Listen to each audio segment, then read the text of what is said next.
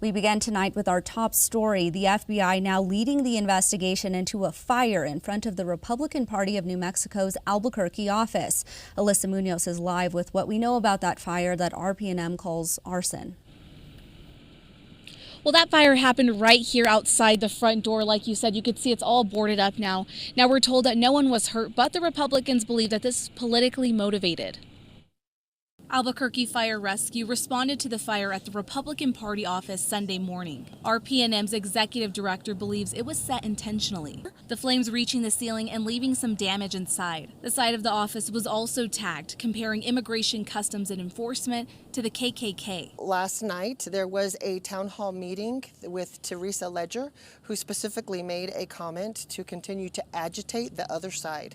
And 5 hours later, this happens to our headquarters. Varela is referring to one of the remarks made by Congresswoman Teresa Ledger Fernandez Saturday. And we have a three-pronged project. Legislate, litigate, agitate. And you guys are part of the agitate part. What's going on, everybody? Thank you all for joining me today. If you haven't already, please make sure you hit the like button, subscribe to the channel if you're new to the channel, and most importantly, please make sure you are following me on Telegram at TD Media Group to help circumvent social media censorship and shadow banning. And with the introduction out of the way, let's get into today's news. And today we have to take a visit to New Mexico because apparently a lipstick-wearing domestic terrorist out of New Mexico has been caught for essentially domestic terrorism, right? This time, not just for firebombing and destroying a Tesla dealership, but he also set ablaze a GOP office in New Mexico as well. So we're going to get into this right now. This guy is completely crazy. The lipstick wearing domestic terrorist.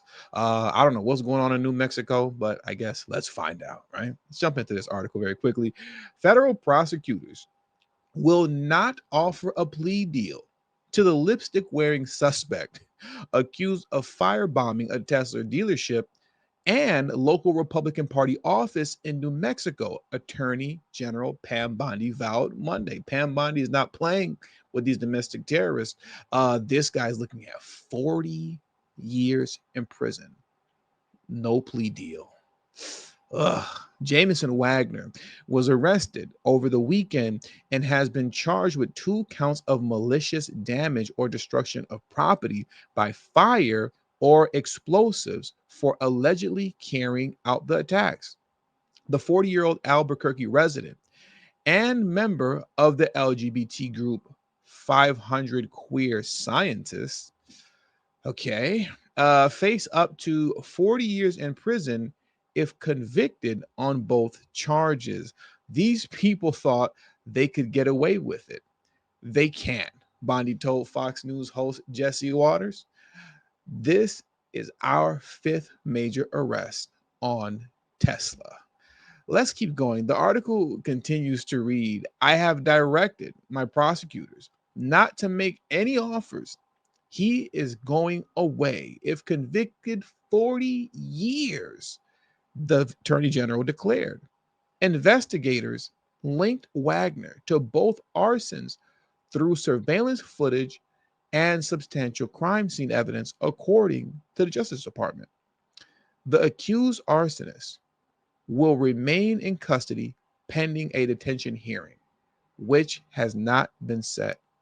Wagner allegedly used a glass container containing an impoverished napalm material. Let me read that one more time. Wagner allegedly used a glass container containing an improvised napalm material to set 2 Teslas ablaze at the electric car company's Albuquerque showroom during the early morning hours of February 9th.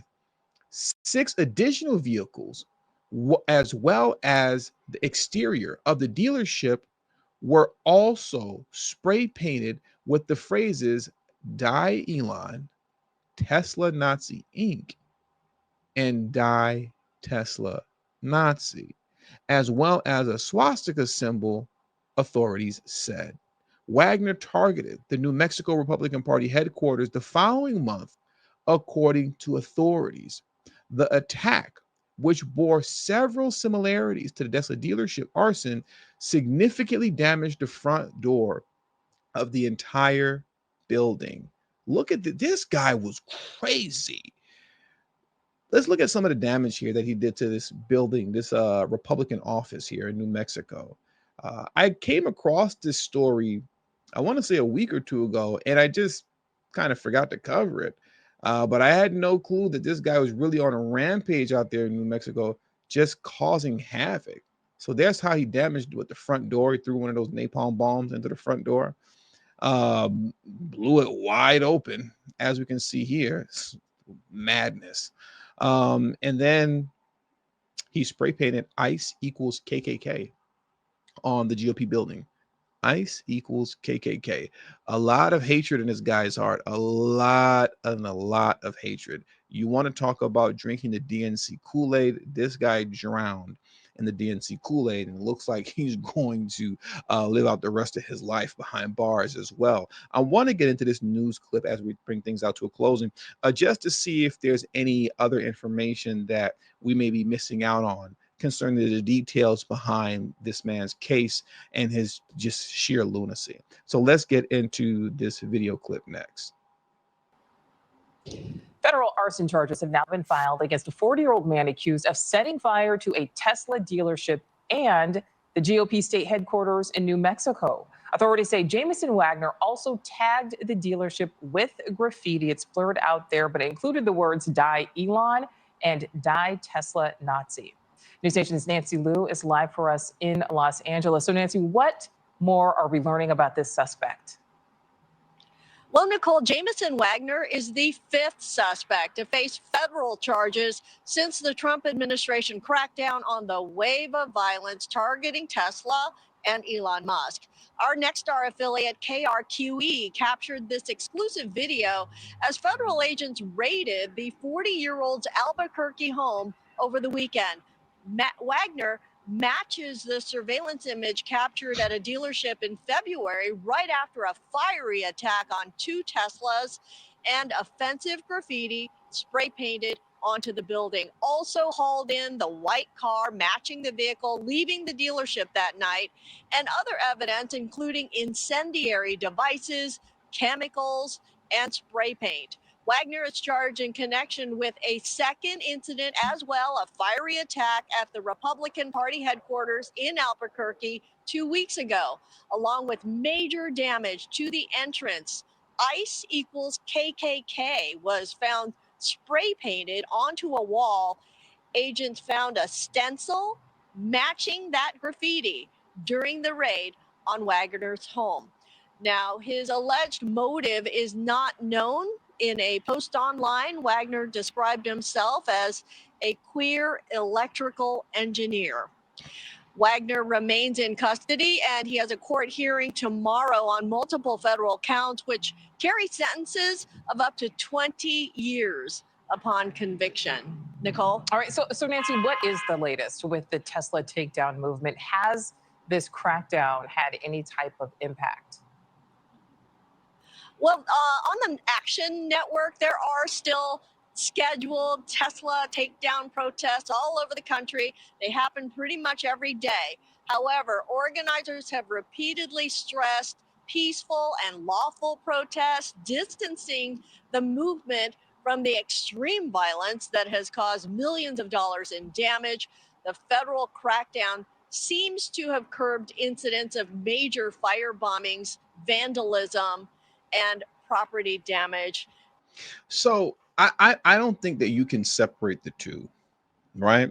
You can't separate the quote take down Tesla movement from the extremism that's happening, because there's a very clear correlation and connection between the two. You have these lunatics, DNC lunatics, and people like AOC, Bernie Sanders, and Jasmine Crockett that are literally continually spewing lies about the cutting of Medicare and the cutting of Social Security, which just simply is not true, right? You keep spreading lies in the midst of your quote movement. And in the midst of your movement, as you're spreading lies, you're seeing these extreme situations occur where the people who follow behind you are now engaging in political violence, which is terrorism. You can't remove the two. I'm sorry, but that doesn't work like that. That doesn't work like that. And to me personally, I feel like at some point they have to be held accountable. The same way that you see people are being held accountable concerning the protest that happened at the colleges, whether Columbia College or whatnot, in New York, right? Concerning the Free Palestine protests, and you see people are getting held accountable uh, in terms of leaders of these protests. That same thing needs to be happening concerning those in the Tesla movement. People, we need to find out and understand to what degree that some of these people are connected with these domestic terrorist incidents that are occurring. I'm not saying just go ahead and just round people up, just to round them up, but there should be a serious investigation into what these connections are. Because, like I said, and I'll close it because I don't want to beat a dead horse and just repeating the same thing over and over again. In my opinion, you cannot separate the two. There's no way you can separate the two. There's no way you have this, fight against the oligarchy Tesla movement, down with Tesla movement and say that, well, what we're talking about and what we're seeing happening with this extremism, those are two separate things. They're not. They're not. They're connected. They're one and the same. And it's coming out of your quote, so-called movement that's literally rooted in lies. And I'll leave that there. With all that being said, that does it for today's news. So I want to thank you guys for joining me today. Please hit the like button on your way out. Subscribe to the channel if you're new to the channel. And most importantly, please make sure you're following me on Telegram at TD Media Group to help circumvent social media censorship and shadow banning. Thank you all for your time. Until the next video, peace and have a great afternoon.